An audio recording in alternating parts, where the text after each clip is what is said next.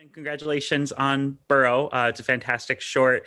And you talked a little bit about how it's quite a personal project for you. The main character is based on yourself. You used your childhood nickname, and the premise was kind of based on your own insecurities as a perfectionist. I was curious to know if there's anything that you learned about yourself during the process of making this. Yeah. I sort of cursed myself with this theme because as I was making the short, the theme of asking for help, I hadn't, you know, fully used it in my real life. So it was actually pretty crazy to be making this story all about asking for help, having that constantly over my head, as I'm working. It really helped me. It made me remember constantly to oh, I should just show this to my friend, even though it's not done all the way. It totally pushed me out of my normal sort of small range of comfort. Like I showed my storyboards to friends way before I thought I was ready, just because I knew if I didn't live up to the theme of this short, then how could I stand behind a theme that I wasn't willing to actually try to live myself? So yeah, definitely learned a lot. Pixar doesn't do 2D animation all that often. How difficult was it to set up a 2D short at Pixar, given the condensed production timeline of a Spark short? Yeah, well, luckily, Kit Bull had gone first, which was so helpful. They had really sort of macheted a beautiful trail, like a nice clear path for us. And also, Kit Bull being so successful meant that when we asked, can we do another 2D? It was really, no question, just because of how beautifully that short had turned out.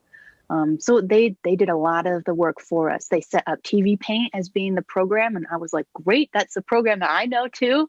This is perfect. So it really, I owe so much to Kit Bull going first. I really do. Well, and I know you mentioned that Kit Bull has a little cameo. Is that Kit Bull behind you on your couch? Yes, you're the only person who's noticed. Yes, it is. It's a little plush. Was that like a Kit Bull production gift, or did they sell that? It was. Cool. I wish they'd sold it in the store, but no, it's just like a little internal gift. Yeah, maybe someday Disney Store will sell Kit Bull. I know, I wish. Burrow was originally going to premiere in theaters with Soul. What did it feel like when you received the news that your film would be the first Pixar Spark short to be seen in theaters around the world? Gosh. Well, obviously that's when you're making the short, that's not what you envision. And I'm kind of glad it wasn't, because that would have made things a lot more stressful. But for me, Pete Docter has always been such a huge inspiration. Like Monsters, Inc. was one of the movies I watched as a kid that pushed me into animation in the first place. So even though that's, theaters aren't really happening right now, and that's not how things are going to end up, just knowing that he watched my short and liked it enough to want to attach it to his movie is like, I will, be smiling forever about that. It's really like the most incredible news. And that kind of leads into, you studied at CalArts, which is a legendary place to go in the animation industry. But I was curious to know, what was the influences that made you want to pursue animation as a career and go to CalArts to begin with? You mentioned Monsters, Inc. Mm-hmm. But what other influences were inspirational for you in choosing that career path? Yeah, I think what's pretty wild is that Monsters, Inc. And Spirited Away were both released in the US in the same year. And it was like, those two films to this day are probably the movies I've watched the most. I didn't grow up with television, so we really just had, DVDs. So I would just rewatch things constantly. And I think Monsters, Inc., Spirited Away, we had all the Ghibli movies, all the Pixar movies. And when you just that's sort of all I had, you just sort of watch them forever and ever. And I think Pixar being so close, I grew up in the Bay Area, so Pixar feeling like physically close, weirdly, kind of made it seem like that was something maybe I could try to go for. I don't know. It probably doesn't make sense, but no, it makes perfect sense. And you talked a little bit about the different influences for the artistic style of Burrow, and Studio Ghibli being one of them. You talked about the shiny acorns in Totoro. But when I saw it, the thing that I was most reminded of were the little soot sprites from Spirited Away. Oh, yeah, those eyes.